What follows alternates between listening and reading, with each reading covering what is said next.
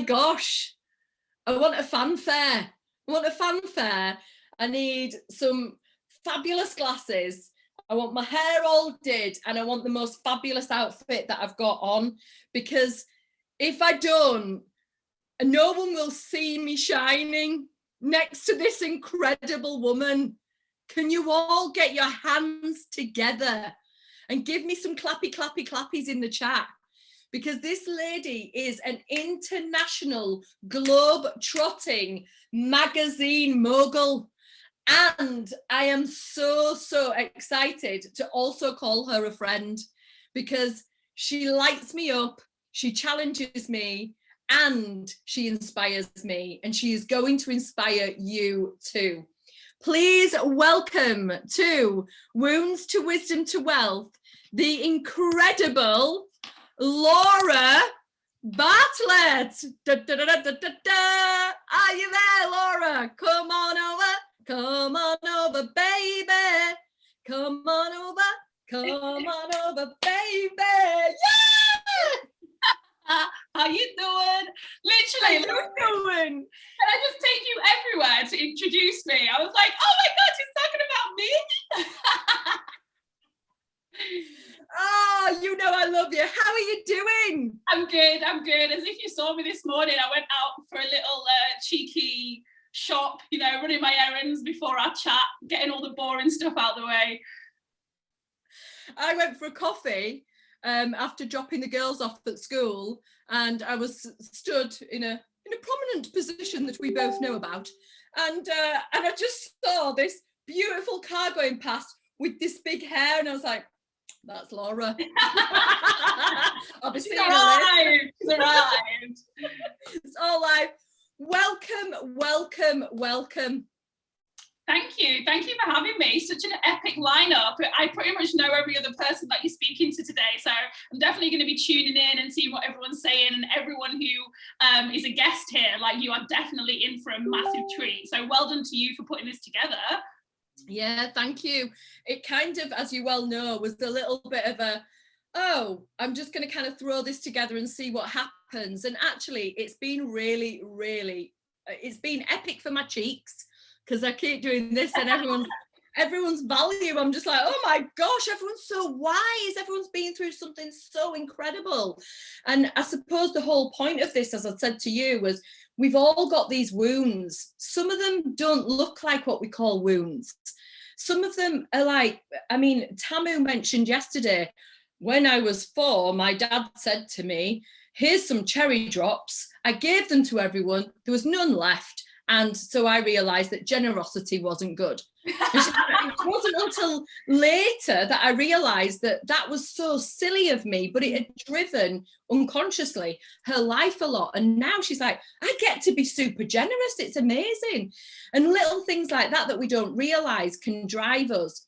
But really, what we're kind of looking at here is somewhere along the line, all of us have got this kind of, we've all faced adversity. We've all faced something that has not been so nice. It's not felt great. And yet we've pulled the wisdom from that. We've been able to kind of get over that bridge, move over that hurdle. And once we're over the other side, we've got kind of this tool bag, or we've got something that can, if used properly, create this wealth in the world and this richness inside, whether that be financial, health, relationships, business, whatever that may be, but it springs forth this yes from the universe. And you, Laura Bartlett, ooze it.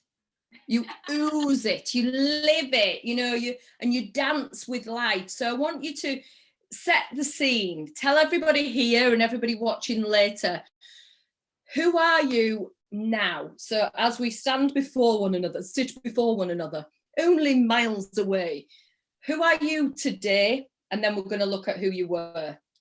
You know what? It's really funny you asked that question, because this morning I was getting up, I was getting ready in my dressing room, and I was just doing my hair, and I thought, I am fearless. I am so fearless. And then I just started thinking, oh my God, I am so fearless. Like, nothing actually phases me. I'm not scared of anything. I'm not afraid to be myself and put it out in the world. I don't care what people think of me.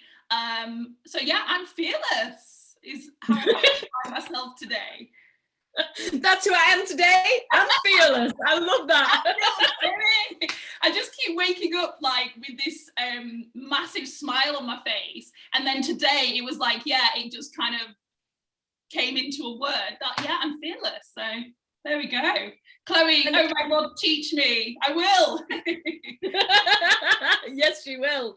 So tell us, yes, Laura is fearless, but give everyone an idea of kind of like what the outside world knows Laura as. Like, who are you in this world at the moment? So I am the founder of House of Coco, which is a luxury print travel magazine. It's a magazine that comes out 4 times a year, and it's sold on the newsstands in London. I travel the world for a living, or at least I did before COVID. So the last 12 months has been very, very different to me, because I'm used to going, you know, every other week I'd be on a flight going to, you know, a beautiful destination, working with clients all over the world, to then just being stuck in my apartment, but now my house, because I've moved.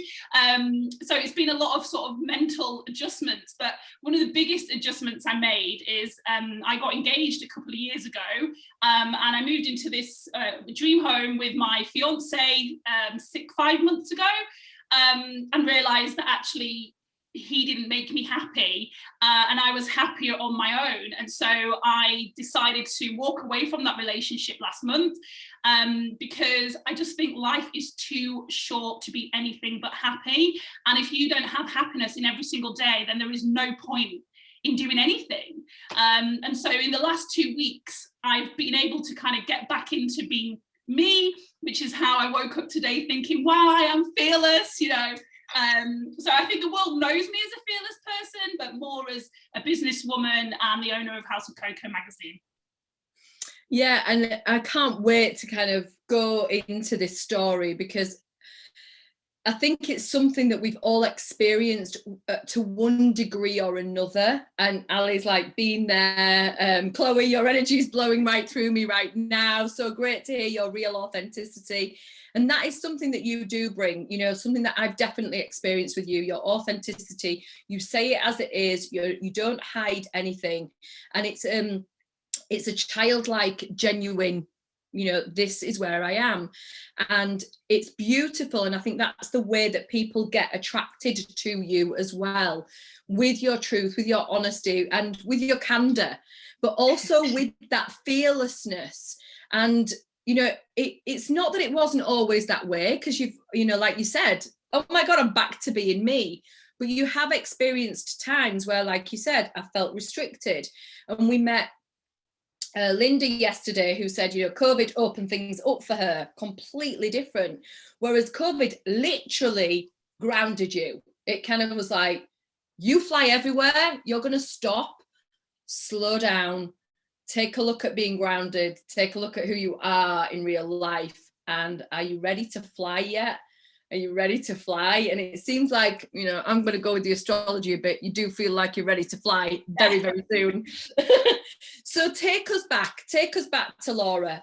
And obviously, you know your story, but there was a moment where things didn't look like you wanted them to look, and it kind of shifted you into who you're being today in the business world. Yeah, I mean, there are loads of moments that shifted me. One of them that I never really talk about publicly is not because it's anything to hide, but it's a part of the story that I tend to forget. A lot of people know the part of the story where I went on Dragon's Den, and I will talk about that. But prior to that, when I was 19, I worked for the radio station in advertising, absolutely loved the job. And then I was headhunted by a local magazine. And I went to work for him, and then he ended up being this con artist and, well, actually a really inappropriate man, who actually, fast forward all these years, he would have been massively part of the whole Me Too movement. He was very inappropriate, had said something really unnecessary to me at work one day, which I don't know if I should say it or not, but you can allude to it, I think. He said something very vulgar and sexual, and I then had to go home and tell my parents what he'd said, which at 19 was embarrassing enough, that you even know what that thing is in front of your parents. And they were like, you're not going back to work for him, you know, that is disgusting. And that was a sort of turning point, that I didn't want to work for this inappropriate man. But I loved working for his magazine. And so I thought, well, if he can have a magazine and be inappropriate, then so can I. Well, not be inappropriate, but I can have a magazine. And so that's how my whole career started, through experiencing this really vulgar, inappropriate moment that catapulted me into life as a publisher, working in magazines and the media. So I launched a magazine 10 years ago this year. I looked it up yesterday. 10 years, on the 14th of July, I started Urban Coco, which was at the time an online magazine all about Leeds and fashion in the city. I spent a year just doing free content for people. I'd gone back to work for a little bit in radio to get some money in. I think I was there for about 3 months, kept getting in trouble for writing content. So I quit the job, handed back the company car, and just went all in on this business. I then decided to go from an online magazine to a print magazine. I launched Leeds' first fashion magazine. I did a huge party at Harvey Nichols. We took over the women's wear floor. We had a DJ and a singer and a pop-up bar, and it was amazing. I had an after party at Norman's. There was 300 people queuing up down the street to get their hands on the first copy. Like, I felt like a superstar. And I think when you're younger, you're so brave. Like, you don't care about anything. Like, now the prospect of hosting an event at Harvey Nichols and having hundreds of people queuing up down the street is insane. And then I launched this magazine. I decided I no longer wanted to just be a Leeds magazine. I wanted to be international. It's the obvious next step, and didn't think I could do it by myself. And this is when I applied to go on Dragon's Den. And I didn't think I would get on, but obviously I did get on the show. And I spent months and months with the producers saying, you're amazing, they're gonna love you, you're amazing. So I thought, I'm amazing, they're gonna love me. So when I went into the den, and the first time you see the dragons is the first time you see the dragons. Like, there isn't no, you know, I thought you maybe have a cup of tea and a few biscuits and know each other. No, none of that. Straight in, and I pitched my magazine saying I want to launch this all over the world. And Peter Jones at the time owned Wonderland magazine, which for the record is still not making a profit, but whatever. He said, who do you think you are? How dare you compete with me? Quit now, it's never going to work. I then had to wait for everybody else to say I'm out. What's the Scottish guy? He was really rude. And I was that person that I spent years watching on the TV that doesn't even know their numbers. You know, when you're screaming at the TV, like, you idiot, how don't you know that? I was that idiot. I was sweating. There was 50 camera crew down the side, and it was awful. I then got in the lift, which doesn't move. And then open the doors, and then they rush you straight into the back door to kind of talk about what just happened, but you've not really had time to digest it. And I just said, you know, thanks for their advice, but I'm going to go on and do it anyway. I was a bit cocky, apparently. That's what my ex told me when he watched it. And I then went on to, I had 6 months before the programme aired, so 6 months to sort of sink or swim. And my mum said, screw Peter Jones, what does he know? Prove him wrong. So I got my head down, I worked really hard, I got advertisers on board, a distribution company involved, and I launched the magazine in 16 countries the same weekend that the programme aired. So it sold out worldwide. Cheers, Dragon's Den. And it was amazing. I got so many opportunities on the back of it, speaking opportunities, advertisers, and I launched 2 international issues all over the world. And then I was approached by the Clothes Show, which was at the time the biggest fashion event in the UK. And my magazine, Elle and Cosmopolitan, were the media partner for the Clothes Show. And I should have made sort of 100 grand, 200 grand. So I put all my eggs in one basket naively. I'm still early 20s by this point. And I made a £5.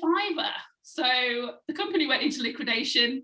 I got made bankrupt and I lost everything.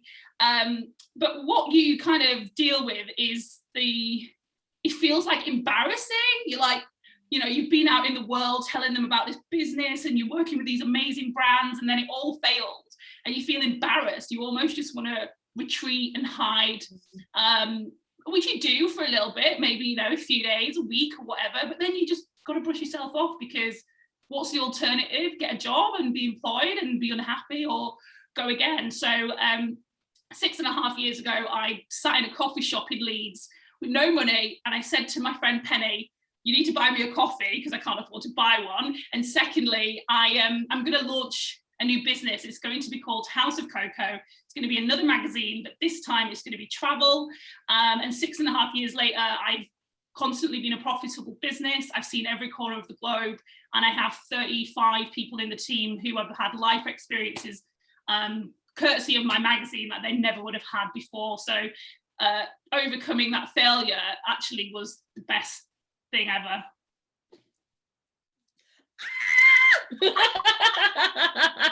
I mean, the chat's just going crazy. They're like, wow, wow, wow, bravo, fucking hell, you're amazing, insane. Yeah, but, and it is insane. This is giving me so much fire. And I knew, you know, obviously Laura gives the fire. She's a lioness, of course she does. But it's true. This is the key. It's like the story involves you falling down and going, but that doesn't define me. It doesn't define me. And, you know, it's sometimes, like you said, we kind of fall down in public. You know, we kind of fall down in front of people, whether it's our families, our friends, whether it is the media. And it feels embarrassing. And I think all of us kind of go into that shrinking stage, like you said, you know, a few days maybe, you know, depending on your mental well-being and your emotional well-being, it might be longer. And particularly the support that you get around you. And somebody put in the chat, fair play to your mum, you know, which is fantastic, that she was like, go get him, Tiger, you know, you are not going to let somebody like Peter Jones tell you what to do. And I love that you push through it. But what I think everyone would be really excited to hear is how, you know, when you're faced with, I'm doing all of this, I'm at the clothes show, I'm with like Elle and Vogue, and, you know, and oh my gosh, I've made it. And you haven't. What's kind of going through your body? How do you get to move through that? I have been blessed since I was young and since I can remember with this inner feeling that no matter what, I am going to be okay. So although these are things that might happen to somebody and it might be the end, to me, it's just life experience. So whilst I know I was down and it was crap, I knew that the only way was up, and I knew that I'd had success before, so I could have it again. And, you know, we've all heard the quote, turn your mess into a message. We all have mess. We just need to work out how to turn it into a message. So to me, even though I was, you know, bankrupt, I'd lost everything, I was down at the bottom, I just knew I was going to be all right, and that I could somehow, well, there was no alternative. Like I say, I think I was unemployable by that point. I wouldn't have been able to work a 9 to 5. I don't think anyone would have had me. So there was no alternative. I get asked that all the time, like, how did you keep going? And it's like, what is the alternative? Stay at home and cry for the rest of your life, feel sorry for yourself forever, and never be anything, and regret that when you're, you know, too old to make a difference, or brush yourself off, carry on. Like, life is too short to be weak and to be sad and to be miserable and to be depressed and to be down over life achievements. Like, there's so much more to life than that. Oh my gosh. I mean, it's so true, isn't it? And like, I can see this in the chat, you know, I've just written that down to remind myself of this. Your mess is your message. And I love that, because we use it a lot in like marketing, don't we? Especially when we're teaching people. And you and I have got that similar sort of audience where we're teaching people to kind of come out of themselves and to turn their mess into their message. But actually, when you kind of look at it a different way, it's like, what's the message for me? What is this message for me? Yeah. You know, and it's that life isn't happening to you, it's happening for you. And so what is this happening for me for? What comes next? And like you said, you know, I sat in that coffee shop, I couldn't even buy my own coffee. And yet I had this vision, and I knew it was inside of me. And what was different at that point, Laura, was that you had the life experience of what was going to go right, what was going to go wrong, where the pitfalls were, and how to navigate this new magazine. And that's exactly what you did. So show us what occurred. Show off a little bit. where have you been? Where's your team been? How has you taking that adversity and going, I'm not going to stay on the floor, changed your life and changed everyone else's life that's come into contact with you? Well, Penny, who bought me the coffee those 6.5 years ago, spent last year in the Dominican Republic for her birthday in a 5-star luxury hotel. She went to Canada with her boyfriend. She's been all over the world, to Greece, to Italy, to Spain. I think it'd be easy to say where I haven't been. I've been to Barbados, to, you know, all parts of America, New York multiple times, West Hollywood, Beverly Hills, everywhere. I've literally been everywhere apart from Australia, but it is on my list. I've been lucky enough to work with some of the biggest brands in the world. I was the only person in the UK to partner with Land Rover on a long-term basis, which meant I had 4 years of driving around in a free Range Rover. I was shortlisted for Forbes 30 under 30. I didn't make the list because I turned 31. What a way to make someone feel old. They need to do a 40 under 40, but whatever. I mean, I've sent my parents to Sandals in Jamaica. I've been to Sandals myself. I've driven Rolls Royces. I've literally done everything and anything. And if somebody would have told me 6.5 years ago, sitting in that coffee shop, that this would have been my life, I wouldn't have believed them. But on the flip side of that, if somebody would have told me it would take this amount of time to get to where I got to, I probably wouldn't have stuck it out either. And I think when we were talking about before, you know, failures, what people don't realize is you have to fail to succeed. You're not just successful overnight. Like, failure is part of the process. So if you haven't failed, you haven't tried. And if you haven't tried, you're never going to get there. So see failure as a blessing and a lesson, because it means you're one step closer to making it. Yeah, absolutely. I love that. And drop that in the chat. Everybody get that, you know, see that failure as a blessing and a lesson, because you're actually trying, you're actually on the path. You can't be successful if you haven't failed. And I know a lot of people don't like to use the word fail now. It is literally just a lesson, but it feels like that when it happens, you know, it does feel like that. And I've had the same, you know, where I've been like, and I'm going to do this thing and it's going to be amazing. And then it doesn't happen. And you're like, oh, but actually, when you go again, there's this wisdom inside of you, this wisdom that is able to bring you faster, slicker, you know, to where the destination is that you want to go.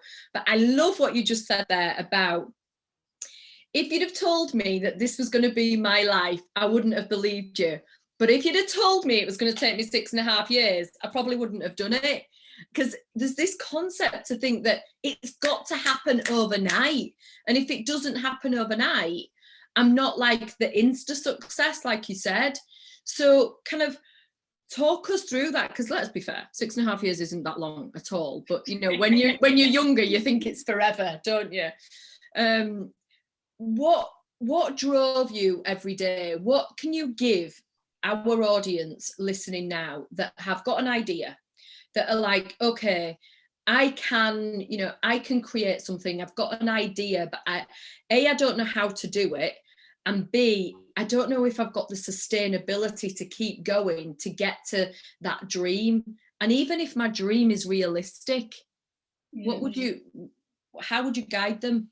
I'd say, first of all, the time is going to pass anyway. So you might as well be investing even an hour a day, 2 hours a day into whatever it is that you're working on. Consistency over a long period of time will get you further than doing absolutely nothing.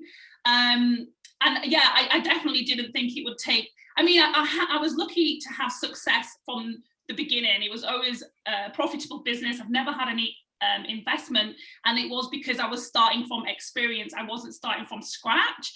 But yeah, the time's going to pass anyway. Even if you're just investing 1 hour a day into your idea, you have to be clear on your vision. You have to have a vision, first of all. A lot of people say, you know, I want to have this 6-figure profitable business, but then they don't have any vision of how they're going to get there. So have a vision, work on that every single day. You know, I sit in silence every day, and I just sit and I think, how do I want today to go? Or how do I want this week to go? How do I want this month to go? And I sit and I visualize it, and I have to see it in order to know that it's going to come into fruition. A lot of people are just kind of going through life blind, you know, just sort of expecting miracles to happen. But you have to, first of all, start with a thought, write it down, be grateful for what you already have, practice gratitude. You know, these are all woo-woo things that people tend to roll their eyes at a lot of time, but these things work. Everything that I have now, I first saw in my mind. You know, I sit with my dream car outside that I pay cash for. I live in a 4-bedroom, massive house, which is all mine. And I can't believe it's here. But I saw this before I had it. So have a vision, visualize, work on that every single day. And I guarantee if you keep that same vision every day, it will eventually come into reality. I really love that. I love that. Mickey mentioned something about this yesterday as well, that she doesn't, every day she basically writes in her gratitude journal. And what she was saying is, what I write literally turns to gold. Because as I am writing it, I am creating it in my aura. I mean, she didn't use those words, but I know as this kind of, you know, the energy work that I do, I see it in people's aura, you know, see it. And I can see that people are waking. Oh, Mickey's here. Yes, Laura's talking my language. Yay, Mickey, nice to see you. And she was talking about, you know, I have to be able to kind of connect that energy, and then I know what to ask for. I know what to create. I know what it looks like and feels like when it comes in. And we've talked about this before. And, you know, if you follow Laura, by the way, on Instagram, you will see sometimes she will put up like a 5 a.m. post where she's in a beautiful bubble bath and she's doing her gratitude journaling. Because part of what you do as well to kind of move yourself forward is the self-care piece. You know, you really take care. I saw Formby was part of that yesterday. So talk to us about how that is important in creating your dream and your vision moving forward. You know, I think people tend to put themselves at the bottom of their to-do list.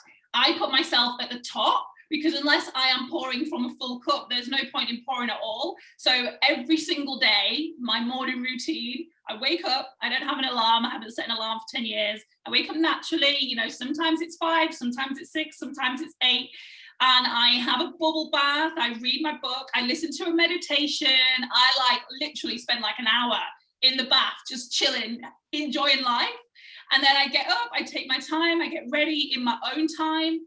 Sometimes I have to check myself because I might be thinking like there's all these things on my to-do list and I start rushing around, and I just sort of go quiet for a minute and just calm down. Doesn't matter when things get done, as long as they get done. But self-care is massive to me. The whole point of me wanting to work for myself was so I could focus more on self-care. So I've just started again something I started a few years ago. I stopped them because I was in a relationship with somebody who wouldn't leave my side. But I've just restarted me dates, which are every week.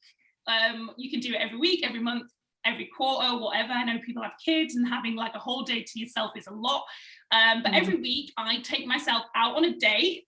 Yesterday, I took myself to Formby Beach. I laid on the beach with the sun blaring, with a magazine and a nice drink and some lunch. I just spent a few hours on the beach to myself. And then I came back and I was so inspired. I then sat at my desk until midnight last night working, because I was like, I've got all these ideas and this has all come to me. And by having the time away from the business, it actually benefits the business more. So anyone who thinks they don't have time for self-care, like self-care has to be the priority.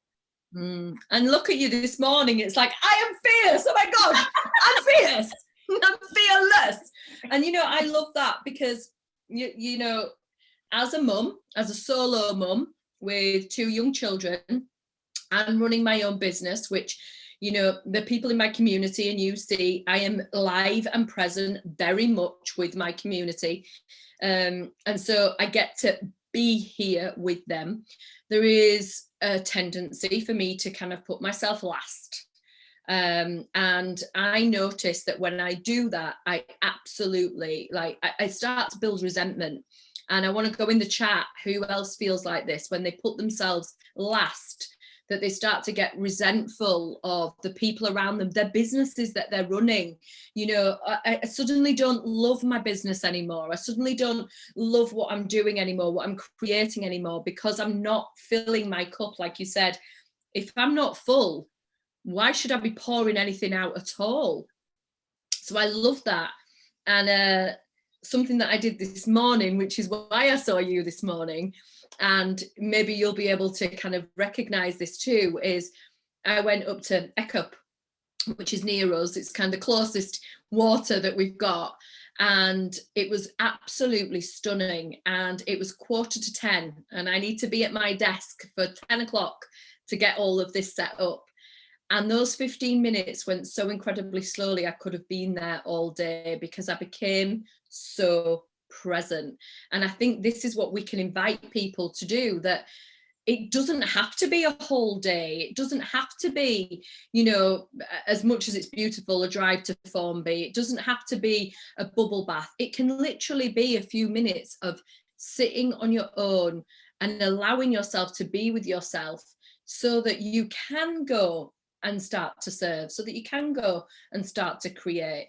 And what you're saying is, when you do that, oh my gosh, till midnight, you're like, so if that's the case, Laura Bartlett, what's on the horizon now? Well, I'll tell you that in a sec, but I just want to say, I think what people tend to do is run around on autopilot. You're so used to doing the same thing day in, day out, that you're just rushing around doing things. And everybody just today spend 5 minutes where you just sit silently and think, am I doing this because I want to do this? Or am I doing it because society tells me to do it? Or because my family or my friends tell me? Just sit and think, am I doing this because I'm being true to me? And make sure the answer is always the latter. Because if you're doing it because it's what your kids want, your husband wants, your friends want, or society, you're not being authentic and true to yourself, and eventually you will hate yourself or dislike yourself, resent yourself, because you're not being true to yourself. So that's just my little words of wisdom at the end. I love it. But my what's next is hold on, let's make sure everybody agrees to that in the chat. Go in the chat and say, I will, for the 5 minutes of self-care today, the 5 minutes of silence. And what's the question we ask ourselves, Laura? Am I being true to myself today? Am I being true to myself today? Oof. Oh my gosh. Yeah, there's a few little wiggles that are coming up, that's for sure. When we really listen, we can feel bits, because I think our body just tells us straight away the truth. Yeah.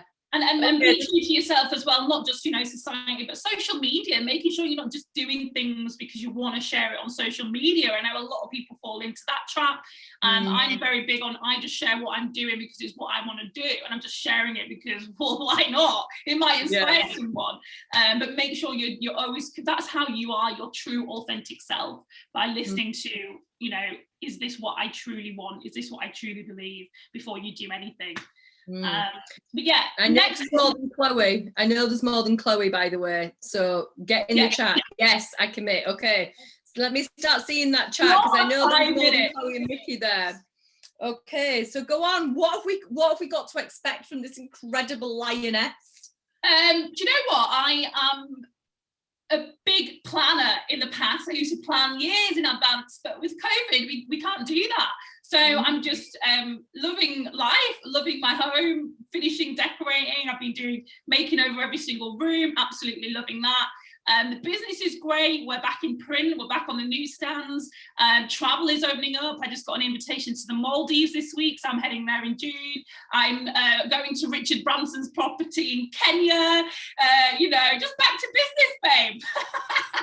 Back to business. You know, if you need anyone to travel with, love, I'm only around the corner. I know.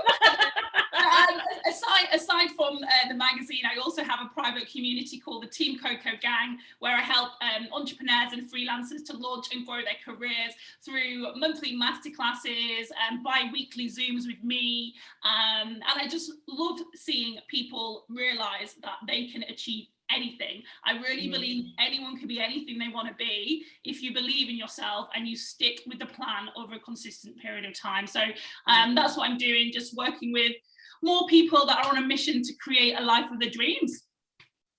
Yes, you are. And I kind of want to touch on that a little bit, because this membership really started to kind of grow interestingly just before kind of like lockdown last year, wasn't it? And originally, was it going to be just travel?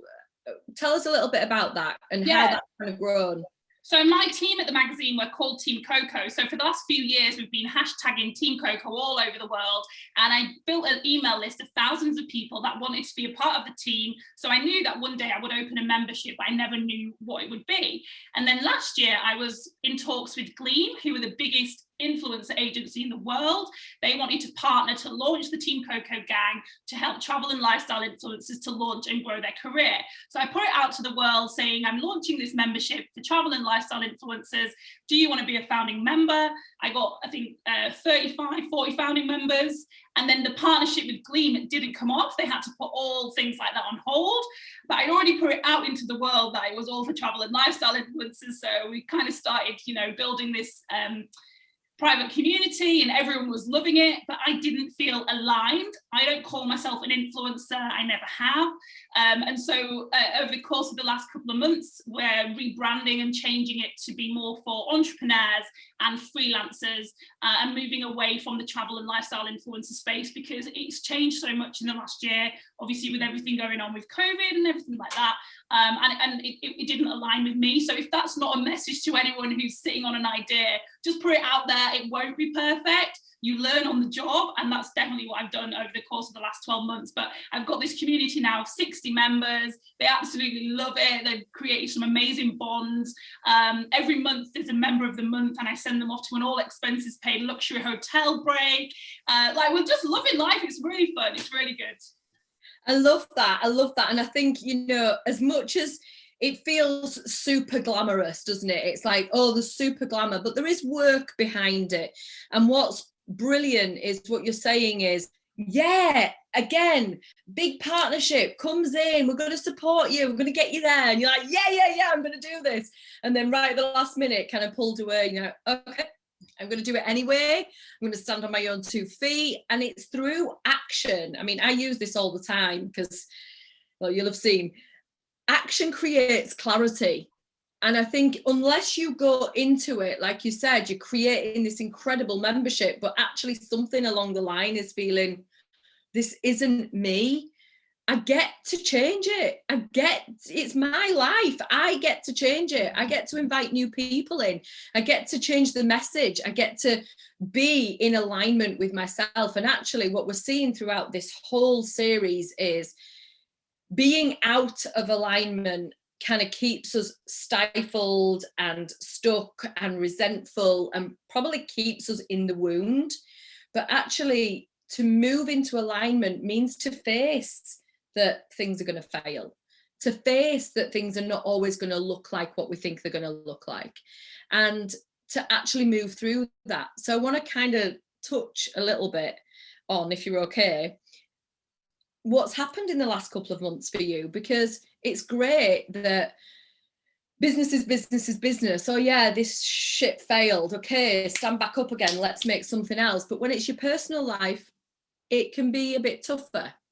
So how did you use the wisdom that you've got from your business in this personal transition? So yeah, I broke up with my fiance last month. We've been together for 2 years and I've not been happy for months. When I met him, I said, I want somebody who adds value to my life. I didn't mean financially, I didn't mean money. I meant emotionally, experience-wise. And I'm just at a different point in my life than him. He hasn't started or really achieved anything. He's not particularly ambitious. We're just very different people. And so for the last sort of 6 months, I've just felt myself like becoming less and less of me. I felt like he was kind of gaslighting me a lot. He was kind of putting me down because he wasn't achieving things. So every time I achieved something, I didn't feel like I could be honest about it because he kind of suppressed it. And I just thought, you know what? I need to practice what I preach. If this was my friend telling me this, what would I say to my friend? I'd say leave. I had a beautiful engagement in New York and the picture went viral and I had the say yes to the dress, reach out and ask if I'd go on the TV show. I had hotels and venues asking if they could host the wedding for free, and it was massive. And some women would probably feel like, oh, I mean, you know, I've put it out in the world, I've got to stay. I just think, like I said in the beginning, life is too short to be anything but happy. And you have an emotional connection with someone and you know that they're going to be hurt and their life might not be quite what they hoped it would be if you leave. But then you have to remember that this is your one life. So this is my one life. And I had to make a decision that was right for me. And in the last few weeks since we broke up, I haven't cried. I literally wake up every day with the biggest smile on my face because I no longer have this energy around me that doesn't align with who I am as a person. Oof, just take that breath in. Who has felt like that? And I think it's a struggle for some people, Laura. You know, you're right. You know, the picture was amazing. I remember even reaching out to you, be like, "Where's that dress from?" ASOS, I think. But it was amazing. Yeah, I was like, I want that dress. I want that life. We all wanted that life because it literally, like you said, on the screen, it looked like the most incredible, fantastical lifestyle. But like all of us have had something where on the outside it looks different to the inside. And it might not immediately, but over time you learn about yourself and what it is that you want. And so, you know, I get you. Life's too short to be unhappy, but give us a tip. Give us something that we can hold on to, that if we're in that place where to everyone else it looks like the gold, and actually on the inside we're quietly kind of dying, quietly not feeling it, quietly giving away parts of ourselves that are not really, you know, to be given away. We're losing parts of ourselves. How can we generate that confidence to move into the, whether it's, you know, leaving, severing, changing, whatever that may be? What can we do to cultivate that? Well, first of all, when I shared that engagement photo at that time, I was in that place. I was happy. It was amazing. And if you followed me for a while, you'll probably have noticed that I haven't posted anything about my relationship or my partner for months and months and months, because I've always remained true to myself. I don't want to put on a front to the world. I don't want to lie and make people think that I'm happy when I'm not. So I just stopped posting anything. People probably will have noticed that.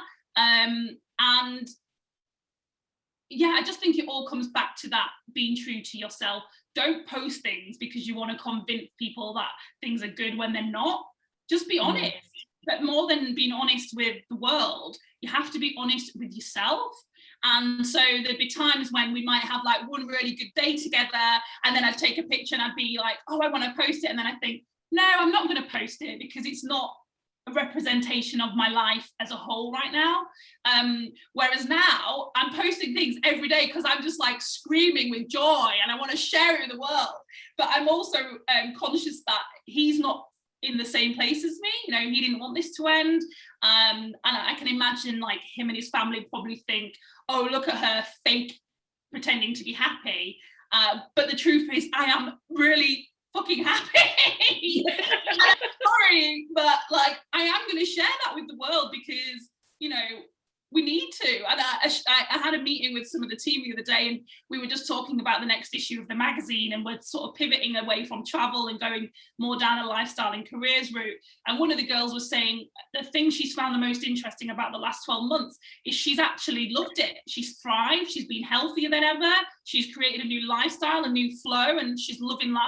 But society has made her feel like she can't share that she's happy and that things are good. And so I did a status on Instagram about it, and I said, you know, we've all heard the saying, it's okay not to be okay, but it's okay to be okay. You know, we're not all doom and gloom all the time. Like, it is all right if you're okay and you're happy. Share that with the world. Like, people need to see more of that. So that's what I'm doing. I'm sharing my energy because I am like high on life, and I just think people need a bit more positivity. And if I'm happy, then I'm going to share it. Yes to all of that. Yes to all of that. Who feels like that? I mean, okay, well, here I go, because I loved lockdown. You know, I loved lockdown, although just like you know, we met as well, like in parts of the lockdown, you know, in coffee shops, like, oh, hiya. I love being with people. I love having those conversations, that tete-a-tete. But actually, I think for me, first of all, my business thrived. And secondly, my mental and emotional well-being, not every day, let's be honest, you know, not every day. Some of the days it was like, oh shit, I really wish I could go out. But some days it felt restful that we didn't have to go out and put these masks on in the outside world. And we could actually be more of ourselves. So I absolutely encourage anybody who is in the chat, and I know a couple of you very, very well that loved lockdown, that loved this moment in time, because we talked about it in our membership too. So thank you, Laura, for bringing that up, because I love that. It's actually okay to be okay. Oh my God, quote to live by. It's okay to be okay. We don't all have to be doom and gloom. And that is exactly who you are. You are this ray of sunshine who exudes happiness to the world, who has a great way of communicating with people, inspiring hearts, and literally gifting, you know, as you go through the world, gifting what it is that you have to other people. But at the same time, like you said, putting yourself first, because you can't do all of that if you don't fill up your own cup with self-care. And that is so beautiful, such a great message. You can see in the chat, the reset I needed, lockdown was a gift for me, loved lockdown. You see, you're starting a new love hashtag, loved lockdown. I would have loved lockdown had I have ended the relationship sooner. I'm now loving lockdown. I know we're near the end, but I know that as a business owner, as an entrepreneur, things like lockdown and COVID, they're there to test us and to help us shine. So I've seen so many people thrive, and it's been an amazing thing to see. And I just think, yeah, like, it's great to see everyone in the comments saying it was a gift for me, lockdown was great. You know, we need to see that more publicly so that everyone realizes, like, you know, life isn't actually that bad. And so moving on now, I know, oh, Chris is in. Hi, Chris. I kind of want to round us up, because we started, you know, this wounds to wisdom to wealth. You've taken so many setbacks, so many opportunities from those setbacks to give that wisdom back to yourself. And you are now in a space, and maybe even just from today, which, as an Aquarius sun, I know that you have I mentioned it just before you came on actually, and I thought, oh, Laura's Aquarius. We've got like this Saturn in Aquarius with this Venus as well, sending you lots of beams of self-value and self-love. And so any other Aquarians out there will be feeling something similar today. But I love that you have gone from strength to strength and you overcome adversity. And one of the things that you are very well known for is just saying it as it is and making it very simple. And I love that. It's okay to be okay. So beautiful. Thank you. Thank you, Laura. Thank you. What landed for you with Laura Bartlett? What landed for you? Go in the chat and show us what is your takeaway from this incredible lady who is probably going to be on a plane a lot sooner than any of us. Can I just share? I wrote a quote. I started sharing. I've always been a quote writer and a quote sharer, but I wrote a quote and I just love it. And this is for everyone. And it's, I haven't even glowed yet. This is just a little spark. Like, we're just getting started. No one's even seen what we're capable of. Oh my God, give it again, give it again.